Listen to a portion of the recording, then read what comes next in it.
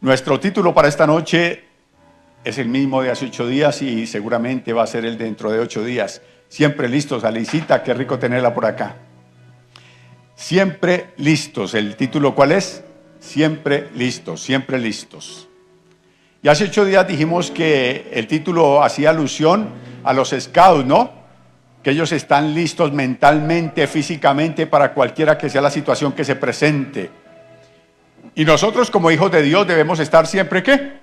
Listos. O sea, no sabemos a qué horas el enemigo va a venir en contra de nosotros, ni cómo lo va a hacer. La Biblia sí nos dice que debemos estar pendientes, ¿no? Que no debemos tener en poco las maquinaciones del diablo. La Biblia nos dice que anda como león rugiente buscando ¿a quién? Devorar. La Biblia nos dice que debemos resistir al diablo y huirá de nosotros, ¿cierto? Pero la Biblia no nos dice que debemos tener temor. La Biblia no nos dice que, ¡ay, diablo, qué sustito! No, de ninguna manera. Por el contrario, nos alienta. Dice que debemos fortalecernos en el Señor y en el poder de su Espíritu. Que debemos estar preparados para resistir el día malo. Eso es lo que nos dice la Biblia, ¿cierto? Nos dice que si el Señor es por nosotros, ¿quién contra nosotros? Esa es la seguridad que tenemos. Pero también la Biblia dice en el Salmo 144 que Él adiestra nuestras manos para la batalla y nuestros dedos para la guerra. Eso dice la Escritura. Entonces, hace 8 días empezamos a desarrollar este tema y tocamos Efesios 6, 10, 18, que no lo vamos a leer esta noche, pero sí, prepárese porque tenemos harta Biblia para leer esta noche. Hablamos de la introducción y vimos cómo realmente las batallas nos enseñaban acerca del Antiguo Testamento, de la guerra espiritual, y en el Nuevo Testamento nos habla más abiertamente del conflicto que tenemos. Y empezamos a tratar el origen del conflicto. No sé cuántos estuvieron, pero si usted no estuvo, le invito para que vea el mensaje de hace 8 días, el origen del conflicto. Y lo tomamos en Ezequiel 28 y vimos que todo empezaba con un querubín que un día se reveló. Tomamos también Isaías 14 y vimos la manera como la Biblia, de una manera exacta, nos relata la caída de Satanás. También vimos cómo fue arrojado a la tierra y que el Señor Jesús fue testigo de lo que pasó, ¿no? Lo vimos allí en el Evangelio de Juan. También hablamos acerca de cómo este personaje siniestro arrastró la tercera parte de la creación angelical a la tierra. La tercera parte. Y los trajo aquí. Y empezamos a ver las consecuencias. Dijimos que el Señor juzgó a Satanás en la eternidad y a los ángeles que se rebelaron contra él. Eso lo vimos hace 8 días. Lo que realmente tengo que devolverme un poquito es otra vez al Génesis 3, porque les hablé muy rápidamente de lo que pasó allí en el Edén. Entonces ahí voy a tomar esta noche el tema. El Señor coloca al hombre, les expliqué dónde estaban los dinosaurios en la Biblia, ¿recuerdan? Hace 8 días les dije dónde estaban los dinosaurios. Y después de que el Señor tiene la tierra organizada, absolutamente todo, crea al hombre y le coloca autoridad, le coloca el dominio sobre toda la creación allí desde el Edén, le pone en ese lugar de privilegio. Pero la advertencia era, no podían comer del árbol del bien y del mal. Eso siempre me ha parecido lo más tremendo, no para Adán y Eva, sino para cada uno de nosotros, porque seguimos haciendo la misma, ¿no? O sea, el Señor nos da absolutamente todo y dice, lo único que no puedes hacer es eso. O sea, lo único. De resto haz lo que quieras y te va a ir súper, vas a estar bien. Bueno, no lo dicen esas palabras, pero más o menos para que usted me entienda. Entonces, dice, y lo único que no debes hacer es eso, y eso es lo que primero vamos a hacer. Somos como chinos malcriados, hombre. O sea, cuando nos dicen no, ¿qué es? No, pero es exactamente allí donde nos vamos nosotros de narices. Y eso fue lo que hizo Adán y Eva. Y cuando hicieron eso, vaya conmigo al Génesis 3, por favor. Génesis 3. Entonces la serpiente dijo a la mujer, a ver, Génesis 3, 4, qué pena con ustedes. Les dije 3, pero no les dije dónde. Génesis 3, 4. Voy a ir más despacio porque esta mañana estoy estudiando desde las 8 y pasadas. Estoy estudiando y me puse a recapitular en todo lo que enseñé hace 8 días y dije, iba muy rápido. Y hay cosas que me salté, hay cosas que no puedo dejar pasar por alto. Génesis 3:4. Entonces la serpiente dijo a la mujer, no moriréis, sino que sabe Dios que el día que coman de él serán abiertos vuestros ojos y seréis como Dios, sabiendo el bien y el mal. Ahí empezamos hoy, otra vez en el huerto del Edén. La pregunta sería, ¿realmente estaba la serpiente diciendo la verdad o la mentira? Estaba hablando verdad. Porque el hombre fue creado ¿para qué? Para ser eterno. El hombre fue creado para ser eterno. Y el hombre no conocía la maldad, solamente conocía el bien. Y mire que muchas veces Satanás nos está envolviendo con cosas que son ciertas, pero guiándonos ¿a qué? A un camino equivocado. Porque las verdades de él siempre traen veneno, ponzoña, mentira. Él es el padre de mentira. Pero en este versículo le está diciendo la verdad. Lo que realmente no discierne Eva en ese momento que le está hablando es que esa verdad que le estaba colocando en él era la verdad que básicamente no podía de ninguna manera ella arriesgarse. Porque arriesgarse con Dios es salir de la gracia. Arriesgarse estando en un lugar de privilegio es perder absolutamente todo lo que Dios ha puesto. Entonces finalmente ella accedió. Y mire que le voy a mostrar que sí era cierto lo que decía la serpiente. Ahí mismo en el capítulo 3, vaya al versículo 22.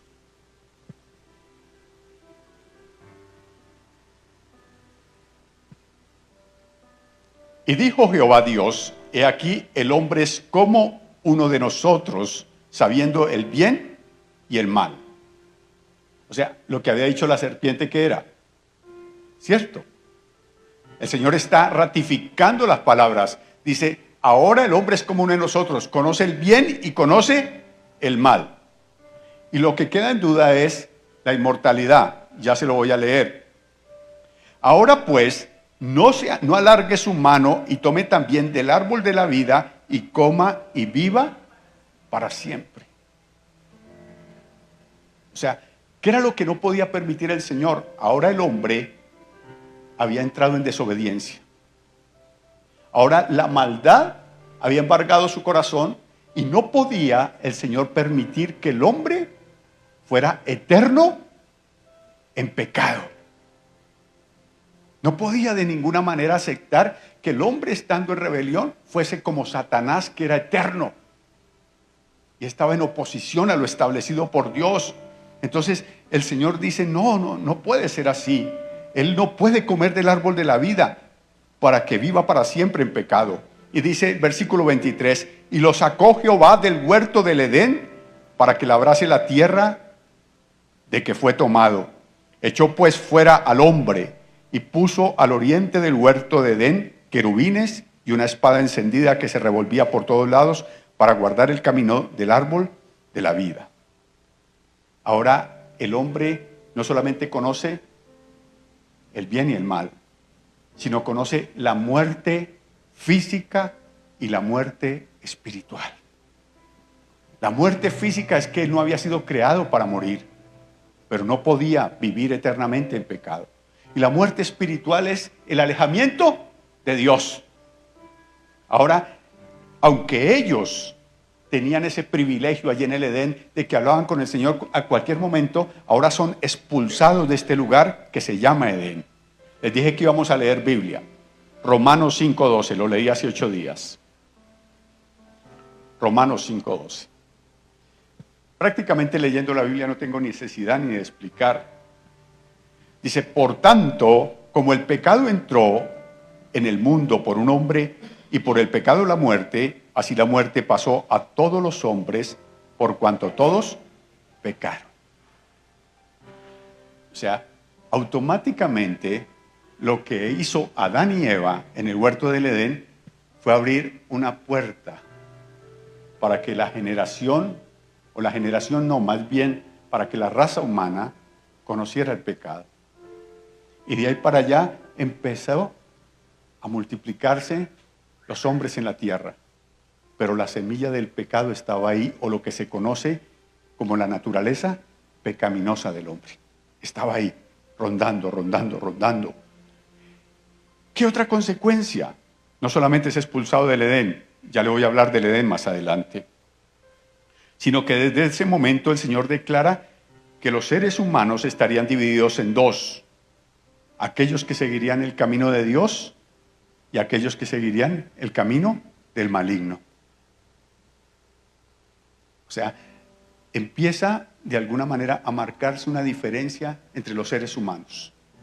Unos que dicen, sí, estoy de acuerdo con Dios, y otros que siguen el camino de Satanás, que es el camino de la rebelión. Dice el Génesis 3, 14, 15, le dije que íbamos a leer Biblia. Entre menos predique yo, mejor. Entre más lea usted Biblia, mejor. Génesis 3, 14, 15. Y Jehová Dios dijo a la serpiente: por cuanto esto hiciste, maldita serás entre todas las bestias y entre todos los animales del campo. Sobre tu pecho andarás y polvo comerás todos los días de tu vida. Y pondré enemistad entre ti y la mujer, entre tu simiente y la simiente suya. Esta te herirá en la cabeza y tú la herirás en el carcañal. Ahí ya está la primera profecía mesiánica. El Señor está hablando de dos simientes, una que saldría de la mujer y la otra que saldría de la serpiente. Una que sería aquellos hombres que de alguna manera vendrían a conocer a Dios y vivir bajo su temor, y otros que se apartarían totalmente de Él. Esa es la simiente de la serpiente. No solamente nos anuncia el plan de salvación para la humanidad, sino que quedó planteado el conflicto de dos naturalezas. Una que sin duda alguna es gobernada por la oscuridad y otra que acepta el gobierno de Dios. A eso es lo que llamamos guerra espiritual. El Salvador nacería de una virgen, pero sería herido de muerte. A eso se refiere cuando sería herido en el calcañal. Nacería de una mujer. Y dice simiente. Lo raro es que dice simiente. La palabra simiente viene de semen. Entonces, la naturaleza del Hijo de Dios vendría por el Espíritu Santo que engendró en María. Pero la naturaleza del hombre es una naturaleza que viene como caída desde el pecado que se comete en el Edén. Y la única manera, eso lo vamos a ver mucho más adelante, de redimirse sería a través de la simiente divina. Eso solamente se lo dejo ahí, porque tengo que avanzar en el Génesis. Entonces, ahí vienen las dos simientes. Es donde realmente se habla de los hijos de desobediencia. Eso lo diría Pablo en Efesios 2:2. Biblia, les dije, vamos a leer Biblia. Efesios 2:2. Porque no se trata de explicarles, sino de leer lo que dice la Escritura. Dice Pablo, en los cuales anduviste en otro tiempo. Habla a la iglesia, y nosotros podemos pensar que los efesios, pero habla a aquellos que fuimos redimidos. En los cuales anduviste en otro tiempo, siguiendo la corriente de este mundo, conforme al príncipe de la potestad del aire. La corriente de este mundo conforme al príncipe de la potestad del aire. Vamos a llevarlo hasta ahí, y ahí sí me voy a detener un momento. La corriente de este mundo. ¿Cuál es la corriente de este mundo? Porque la Biblia continuamente nos está advirtiendo acerca del mundo. Y les he dicho en otras ocasiones, el mundo no es el planeta. El planeta se llama Tierra. El mundo es el sistema de gobierno de Satanás. Y tiene una corriente que indiscutiblemente lleva a gobernar todas las naciones del mundo. Esta mañana, no sé si mi hermana está conectada en este momento, esta mañana una hermana me decía, pastor, oremos porque esto y no sé qué. Y conozco que tiene un pensamiento de izquierda y muy respetable, pero decía, es que vienen los gringos. Le decía, hermana, ore todo lo que quiera. La situación en la tierra se va a poner cada día peor. La Biblia dice que no debemos ni escandalizarnos por eso. Porque cuando las cosas estén en una situación crítica, la misma palabra nos enseña que solamente es principio de dolores. Que lo que está pasando en este momento en la vida política, en todo el ambiente social del mundo, es solamente la preparación para la plataforma del anticristo. Y eso no lo vamos a evitar nosotros. Lo más que podemos hacer nosotros, le decía esta mañana a mi hermana, es predicar a Cristo. Lo más que podemos hacer es hablarle a alguien las verdades del reino. Les he enseñado a ustedes, nosotros no cambiamos el mundo, pero le podemos cambiar el mundo a una persona. Y esa es la corriente de este mundo. ¿Y quién gobierna el mundo? Dice el príncipe de la potestad del aire, que es Satanás. Él está a cargo porque el hombre, les expliqué hace 8 días, entregó la autoridad, puso todo el gobierno en las manos de alguien tan tremendo como Satanás. Y él ahí está manejando los hilos de los gobiernos, está manejando absolutamente todo. Aún se ha inmiscuido en la iglesia. La iglesia ha dado apertura para que Satanás también tome ocasión. Y mucha gente que se congrega, y mucha gente que de alguna manera tiene la buena intención de seguir a Jesús, está siendo pastoreada, como dice el Salmo, por la muerte. Porque ha habido hombres de Dios que han permitido que de alguna manera el mundo sea el que entre a las congregaciones. Hoy vemos las iglesias que parecen discotecas. Las iglesias parecen absolutamente toda cosa menos una iglesia del Señor. No sé cómo Pablo hacía cultos con la luz encendida. Hoy tiene que estar todo apagado. Hoy tiene que estar todo a oscuras. Son cosas extrañas. Y llamamos eso atraer a las personas. Hoy no basta la palabra de Dios para atraer a la gente.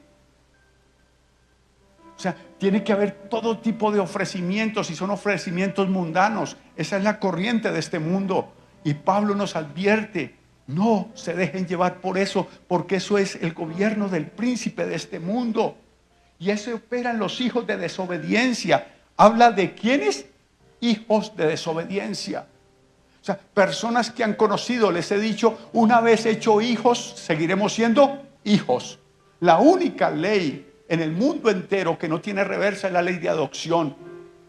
Una vez se ha adoptado un hijo, no importa si lo quiere devolver, siempre va a ser hijo. Una vez hechos nosotros hijos de Dios, siempre seremos hijos de Dios. Pero que seamos hijos de Dios no quiere decir que no perdamos la salvación. Somos hijos de Dios, pero cuando alguien se aparta, cuando alguien decide tomar un camino diferente al que ha establecido Dios, sigue siendo un hijo, pero sigue siendo un hijo en rebeldía, sigue siendo un hijo en desobediencia, sigue siendo un hijo que indiscutiblemente no heredará el reino de los cielos, como dice la carta a los Corintios en el capítulo 6. O sea, hijos siempre, pero no siempre entraremos a la gloria de Dios si no hacemos las cosas a la manera de Dios. De eso se trata lo que dice Pablo a los Efesios y nos dice a nosotros indiscutiblemente. Entonces, hasta el día de hoy, el hombre, ¿qué sigue haciendo? Escogiendo mal. Les decía, no sé si fue hace 8 días o el domingo, les decía, Dios nos dio libre albedrío, que es la capacidad de decidir. Nosotros decidimos qué hacemos con nuestra vida. No es como el que no conoce al Señor. ¿Y usted para dónde va? Para donde Dios quiera. Es una respuesta muy romántica, muy especial desde un punto de vista religioso, pero muy apartada de la verdad. No es para donde uno quiera, no es para donde Dios quiera, sino para donde uno quiere. Uno dirige su vida, uno toma las decisiones y Dios las respalda a la medida que son decisiones que lo llevan a Él. De eso se trata. El hombre sigue escogiendo mal. Juan 3:19, por favor, acompáñeme ahí.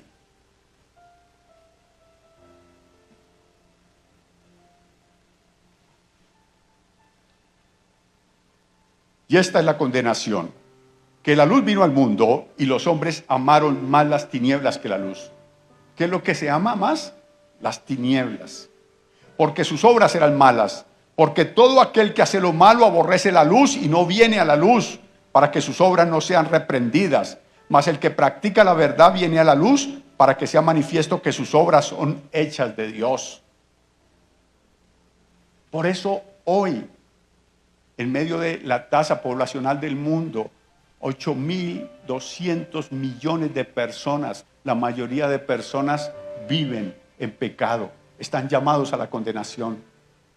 Porque la luz vino, pero la rechazan. La luz viene y ellos saben indiscutiblemente que si aceptan a Jesús como Señor, van a tener que dejar cosas que les complacen, cosas que de alguna manera están allí atados a ellos. Esa es la condenación. El hombre sigue de una manera tremenda escogiendo mal. Nosotros somos bendecidos, muy bendecidos de conocer esta verdad. Lo que tenemos que hacer es permanecer en ella, mantenernos, pelear.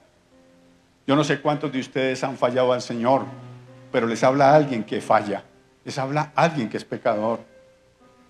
Y todos los días, hermano, tenemos que guerrearla, todos los días tenemos que pelear, todos los días habrá algo con lo cual nosotros somos confrontados en nuestra fe. Pero ahí está el Espíritu de Dios en nosotros que nos ayuda, que nos fortalece, que nos insta para ir más allá. Ahí, hasta ahí las consecuencias. Ahora, la historia que traerá al Hijo de Dios a la tierra. Y aquí sí nos vamos a demorar un poquito más. Es que la mayoría de esto lo expliqué hace 8 días, sino que hoy quería detallarlo más. La historia que traería el Hijo de Dios a la tierra. Ahora ya vimos cómo el hombre fue puesto en el Edén, pero expulsado del Edén. Expulsado del Edén. Ahora la vida de los hombres empieza a desarrollarse fuera de ese lugar, del Edén. ¿Dónde está el Edén? Porque la Biblia me dice que el Edén estaba ¿dónde? En la tierra, sí, en la tierra. Entonces hoy con todo lo que hace Google, que pasea su cámara por todos lados, sí, ¿es cierto? Ahí, Google se supone que ya se andó toda la tierra, peor que Satanás. Satanás venía de rodear la tierra. Google ya pasó toda la tierra y hay cámaras por todos lados registrando. Y yo busco el Edén y no lo encuentro en Google. Pero la Biblia me dice que estaba en la tierra y que el hombre fue expulsado de ahí. ¿Qué es el Edén? El Edén es un lugar espiritual. Un lugar espiritual dentro de la tierra, donde Dios convivía con Adán y Eva de una manera especial. El Edén está ahí. Entonces, ¿dónde queda geográficamente? Está en el Medio Oriente, en el medio del río Tigris, Éufrates y el Jordán. Allí, básicamente, se ubicó ese lugar espiritual. Pero como el hombre todavía tenía esa conexión con Dios, después de haber pecado, a medida que fueron las generaciones extendiéndose, el hombre fue perdiendo la comunión con Dios. Pero después de Adán, usted mira también los hijos de Adán y Eva, también hablaban ¿con quién? Con Dios. Hasta que el hombre fue perdiendo la comunicación porque Satanás fue tomando ventaja en el corazón del hombre. Tenía tanta intimidad Adán y Eva con Dios que ellos sabían llegar al Edén. Entonces, ¿qué hizo el Señor? Los expulsó y colocó querubines con espadas encendidas para que no volvieran a entrar. O sea que ellos sabían dónde quedaba y podían regresar. Pero hoy nosotros no. Imagine cómo vamos a ir a buscar el Edén allí en Irán. Dios nos vuela la cabeza donde hablemos de Cristo allá. Ahí queda, por todo ese lado del Medio Oriente donde está el conflicto, ahí quedaba el Edén. Entonces empezaron a poblar la tierra. Usted conoce la historia bíblica y si no le recomiendo que se lea un libro muy bueno que se llama Génesis. Empezaron a poblar la tierra y a medida que los seres humanos se multiplicaban, el corazón de los hombres también llevaba la simiente de la oscuridad, la simiente de la muerte. Usted va a encontrar el relato trágico en Génesis 4, el primer homicidio. 2 hermanos que un día disgustaron por una ofrenda que llevaron al Señor y Dios le agradó más la ofrenda de uno y hubo tal conflicto que terminó en un homicidio. Luego el Señor le dio otro hijo, Adán y Eva, que se llamaba Set, pero quiere hacer la aclaración. No era que tuviera Adán y Eva solamente 3 hijos. Ellos vivieron muchos años, 900 años, no recuerdo este momento cuánto fue que vivieron. Y tenían hijos, hijos, hijos. No había profamilia, no había absolutamente métodos de planificación. Entonces quiero que se imaginen cómo era el asunto. Hijos tras hijos, hijos, hijos, hijos, hijos. Y eran muy saludables. No estaban comiendo chitos ni papas al desayuno, no. No, o sea, procreaban sin ningún tipo de situación. El conflicto se le había venido a Eva porque dentro del castigo que Dios le había impuesto le había dicho que ahora sus preñeces iban a ser con dolor. O sea que antes había tenido hijos, pero de ahora en adelante iba a haber dolor en sus preñeces. O sea que habían muchos hijos. ¿Qué es lo que hace la escritura o el escritor del Génesis? Toma la cámara en medio de tantas personas que hay en ese momento y la dirige única y exclusivamente hacia los dos hijos, Caín y Abel, por el hecho relevante del homicidio. Pero eso no quiere decir que no tuvieran ya más hermanos y hermanas. ¿Por qué ahora el escritor toma la cámara y la lleva y la pone en Set?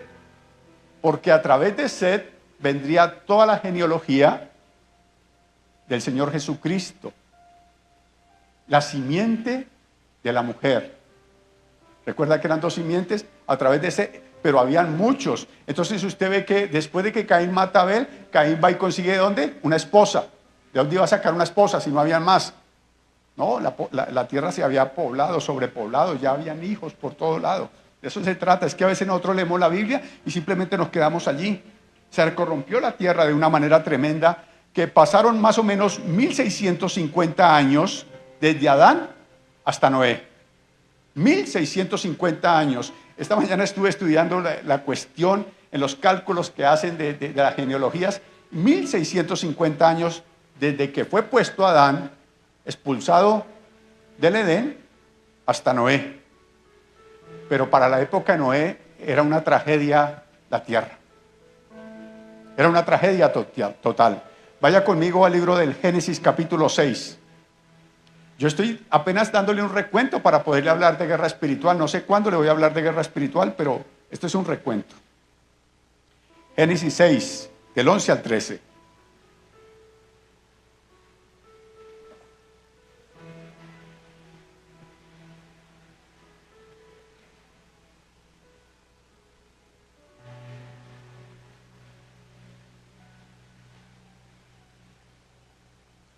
Génesis 6 del 11 al 13. Dice, y se corrompió la tierra delante de Dios, y estaba la tierra llena de violencia. No dice cuánto era la población de la tierra. Y miró Dios la tierra, y aquí que estaba corrompida, porque toda carne había corrompido su camino sobre la tierra. Dijo pues Dios a Noé, he decidido el fin de todo ser, porque la tierra está llena de violencia a causa de ellos. ¿Cuál fue la decisión que tomó el Señor? No va más. Y aquí que yo los destruiré con la tierra. La pregunta sería, ¿a quién se refiere Dios cuando dice que la tierra está llena de violencia a causa de ellos?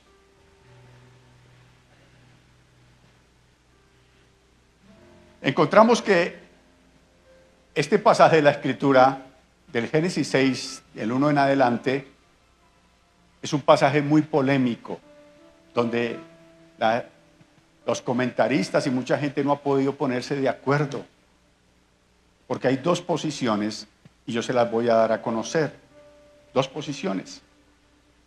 Entonces, esas personas de las cuales se refiere el Señor, que dice, la llena esta tierra de violencia por causa de ellos, se atribuye a lo que dice el versículo 4. Había gigantes en la tierra en aquellos días, y también después que se llegaron los hijos de Dios a las hijas de los hombres y les engendraron hijos, estos fueron los valientes que desde la antigüedad fueron varones de renombres. Entonces viene un asunto, ¿por qué habían gigantes? ¿Cuándo dice la Escritura que Dios creó gigantes? Si Dios hubiera tenido en su corazón colocar gigantes en la tierra, seguramente que la Biblia diría, e hizo a unos con una elevada estatura. La posición que tiene la línea bautista y las personas que son, ¿cómo se llama?, literales, la posición literal de la teología, dice que se le llamaba gigantes a unas personas que sí crecieron un poco más que los demás y que eran muy fuertes guerreros y eran muy inteligentes, muy sabios, y que ellos pertenecían a los otros hijos de Noé, pero no a la línea de Sem. Entonces, básicamente, dice que ellos eran los gigantes de la tierra, pero realmente no dice eso toda la Escritura. Entonces dicen que no hay que buscarle más pelos al gato, sino que las cosas fueron así. Vaya conmigo al libro de Judas, capítulo 6. Capítulo 6, Judas, versículo 6. Usted se pone a buscar el capítulo 6 de Judas y seguramente no lo va a encontrar. Cuando usted esté así como retado por un cristiano, léase la carta de Judas y dígale: hoy me leí un libro de la Biblia.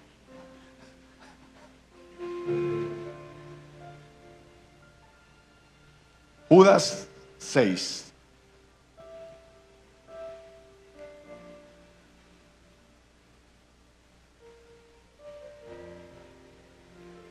Había gigantes en la tierra en aquellos días. Perdón, estoy en Judas 6. Estaba leyendo Génesis. Judas 6. Y los ángeles que no guardaron su dignidad, sino que abandonaron su propia morada, los ha guardado bajo oscuridad en prisiones eternas para el juicio del gran día. ¿De dónde sacó esto Judas? Colócame el versículo 14 y 15 de Judas allí, por favor. No lo tengo aquí, no quiero salir de acá en la tabla. El 14 y el 15. Dice: de estos profetizó Enoc, séptimo desde Adán, diciendo: he aquí vino el Señor con sus santas decenas de millares. Aquí hay algo tremendo: para hacer el juicio contra todos y dejar convictos a todos los impíos de todas sus obras impías que han hecho impíamente y de todas las cosas duras que los pecadores impíos han hablado contra él. Cuando Judas escribe esta carta, está citando un libro que conocemos nosotros como apócrifo, que es el libro de Enoc. No está en el canon bíblico, pero no le hace daño a usted leerlo. Hoy me leí el capítulo 7 de Enoc. Y habla sobre esto. Enoc dice que habían unos poderosos que indiscutiblemente eran espirituales. Y se refiere a lo que está citando Judas: ángeles que no guardaron su dignidad. Pero hay un conflicto, porque cuando el Señor está explicando, el Señor Jesús está explicando o dando una respuesta más bien sobre algunas personas que intentaron allí confundirle sobre este sería esposo de este. Bueno, ese no es el tema. Él dijo que nosotros seríamos como ángeles, o sea, asexuales. ¿Cómo hicieron, si es real esto, para procrear? Leí mucho y he leído mucho el tema en otras ocasiones, y parece que estos ángeles lograron manipular la genética. Y realmente sí pudieron, de alguna manera, entablar ese tipo de sexualidad. Y de ahí nacieron los gigantes. De ahí nacieron los gigantes. Y dice Enoc que esos gigantes empezaron a demandar tributo del resto de la gente, y básicamente ellos trabajaban y no alcanzaba lo que producían para darle de comer a esos gigantes. Entonces entraron en conflicto y en una violencia total, y el Señor dijo: esto no puede seguir así. Un asunto bastante, no le estoy diciendo que sea cierto, es lo que dice Enoc. Es un libro apócrifo.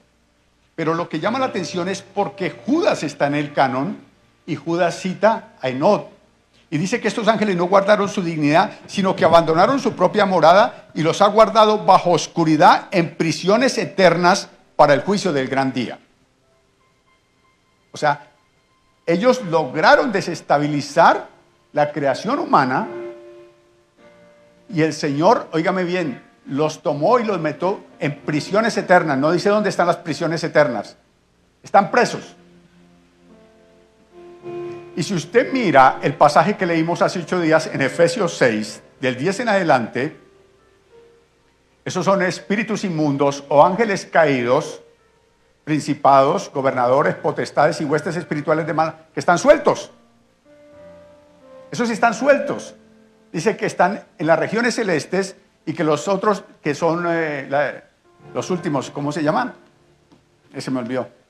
Las huestes espirituales se mueven en la parte más baja. La pregunta sería, ¿por qué estos están presos? Porque ellos manipularon la genética y el Señor no les pasó eso. Dice aquí que están en prisiones eternas para el juicio del gran día. Algunos comentaristas dicen que para los juicios que vendrán sobre la tierra, para el tiempo de la gran tribulación, estos serán soltados. Imagínense, como si no hubieran suficientes demonios, serán liberados. Ahora, Pedro también cita a Enoc. Vaya conmigo a la segunda carta de Pedro, capítulo 2, versículo 4.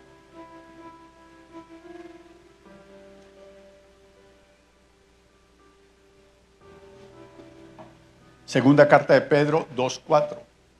Allá atrasito, unas páginas atrás.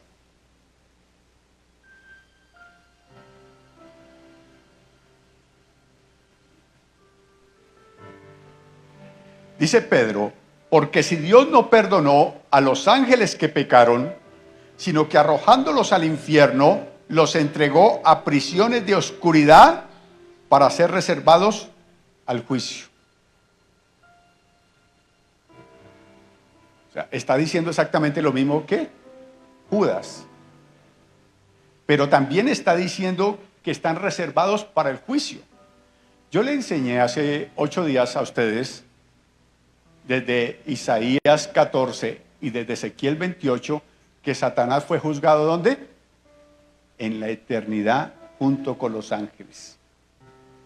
O sea, si hay una ley también que es en todas las naciones del mundo, es que nadie puede ser juzgado 2 veces por la misma causa. O sea, una sola vez y ya nadie puede ser juzgado 2 veces por la misma causa. Y estos ya fueron juzgados. Entonces, cuando dice que están allí en prisiones de oscuridad para el día del juicio, es que finalmente un día saldrán de allí e irán con Satanás a la eternidad. O sea, la sentencia está dada, pero falta ejecutar el juicio. Entonces, de ahí viene esa conmoción en Génesis capítulo 6. ¿Qué pasa en ese momento en el mundo espiritual? Parece que la simiente de las tinieblas ha tomado tanta ventaja que no hay sino un solo hombre justo en la tierra que se llama Noé. Porque mire, la Biblia dice que el Señor decidió darle otra oportunidad a la raza humana, que fue a través de Noé y su familia. Pero dice que Noé halló gracia ante los ojos de Dios. No dice que la esposa de Noé, no dice que los hijos de Noé, no dice que las esposas de los hijos de Noé, sino ¿quién halló gracia? Noé halló gracia. Y el resto de los hombres, ¿en qué estaban? Estaban corrompidos. El Señor, cuando cita en Mateo 24, dice que el final de los tiempos será como los días de Noé. Los hombres se despreocuparon, estaban casándose, dándose en casamiento, comiendo, bebiendo, despreocupados. Lo que menos les importaba era Dios.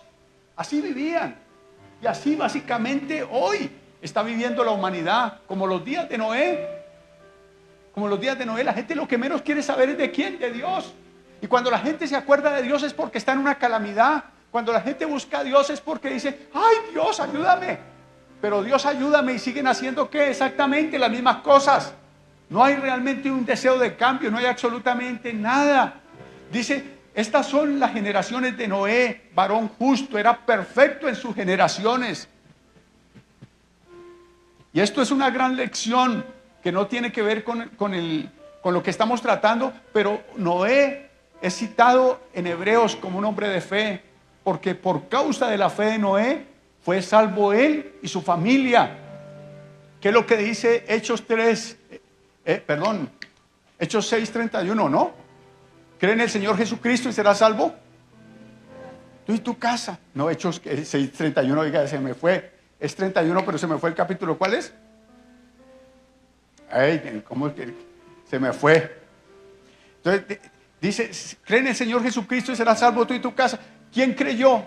¿Perdón? 16:31, no 6:31, Hechos 16:31. Me faltaba un 1, Benjamín. Como si yo le diera un cheque por $1.000.000 y se me olvidara colocarle el 1. ¿Cuál es el problema? 16:31. Entonces, eso pasa. Y usted mira a Noé, y por causa de Noé, subió a la barca su esposa, subieron a la barca sus hijos y sus nueras. Es una nueva oportunidad. O sea, el Señor decide nuevamente creer en el hombre, después de que había dicho, los destruiré a todos, los acabaré a todos. Dice que se arrepintió el Señor de haber creado al hombre. Y dice, les voy a dar una nueva oportunidad. Ahora, ellos están ahí, de alguna manera, expectantes a las cosas que van a pasar. De esa descendencia de Set, más tarde nacería Abraham. Más tarde vendría Abraham, generaciones luego. Tienen que leerlo allí, sobre todo en el Evangelio de Lucas. Está la genealogía, porque en Mateo empieza desde Abraham. Entonces vendría la descendencia de Abraham. Y empieza a desarrollarse la historia de los patriarcas. Usted la conoce. Voy rápido porque dentro de 8 días vamos a entrar a la victoria de Jesús, para saber por qué tenemos que hacer guerra espiritual y cómo tenemos que hacer guerra espiritual. Usted tiene que conocer todo esto. Entonces, ahora viene Abraham en escena, pero Abraham es un hombre impío. Vive en Ur de los Caldeos. Aunque viene de la línea del hijo que había escogido, que es Set, es un hombre impío. Pero el Señor decide llamarlo a él y decirle, sal de tu tierra y de tu parentela. Usted lo conoce en Génesis 12. Lo saca. Y ahí viene el conflicto, usted tiene que leer la escritura, es interesante la historia, y de ahí vienen sus hijos, ¿no? Viene Isaac y luego viene Jacob, que luego sería Israel, y el Salvador nacería ¿de dónde? De ahí, de Israel. Ya viene todo el asunto. Así que dentro de 8 días vamos a hablar de la victoria del Señor Jesús. ¿Cómo fue que venció Jesús? Hasta que lleguemos al conflicto donde tenemos que estar siempre listos. Esto ha sido un recuento, una explicación. Esto ha sido solamente leer la Biblia hoy, documentarle a usted de cosas que usted ya sabe, para que podamos estar apercibidos de todas las cosas que nosotros como hijos de Dios tenemos y de alguna manera pelear para mantener nuestra posición en Él. Porque no es que peleamos para ganarle al diablo, es porque Él no quiere realmente que nosotros estemos donde esté. Dentro de 8 días le explico nuevamente por qué realmente Él estaba interesado en el hombre. Se lo explicaré con la historia de Jesús. Por ahora vamos a orar porque se nos hizo tarde. Padre bueno, damos gracias a ti, Señor, porque realmente, Señor, hoy podemos decir que somos parte de esa descendencia, Señor, de esa simiente de la mujer, Señor, en la cual, Padre mío, Señor, podemos regocijarnos. De esa simiente por la que el Hijo de Dios vino, dio su vida y se levantó de los muertos para que nosotros seamos salvos, Señor. Agradezca a Dios, porque hoy somos parte de la familia de Dios. Te bendecimos, Rey de Gloria, te bendecimos, Dios de los cielos, Señor, de una manera especial. Y pedimos, como dice el Salmo, que adiestre nuestras manos para la batalla y nuestros dedos para la guerra. Que nos ayudes, Dios, en este tiempo, Señor, que no es un tiempo fácil, a permanecer en ti, a ser como tú eres y vivir para ti, Padre, en el nombre de Cristo. Engrandécete, Dios, en medio de tu pueblo, Señor, y glorifícate de una manera sobrenatural, Señor Dios, en medio de este pueblo. al que esté débil, al que esté cediendo terreno, fortalécele, Dios. No permitas que ninguno retrocedamos, no permitas que nadie echemos para atrás, no. Que nos mantengamos firmes en ti, Dios del cielo, para ver esa tu gloria, Señor, que nos has preparado en la eternidad. Gracias, Señor, gracias, Rey. En el nombre de Jesús, amén.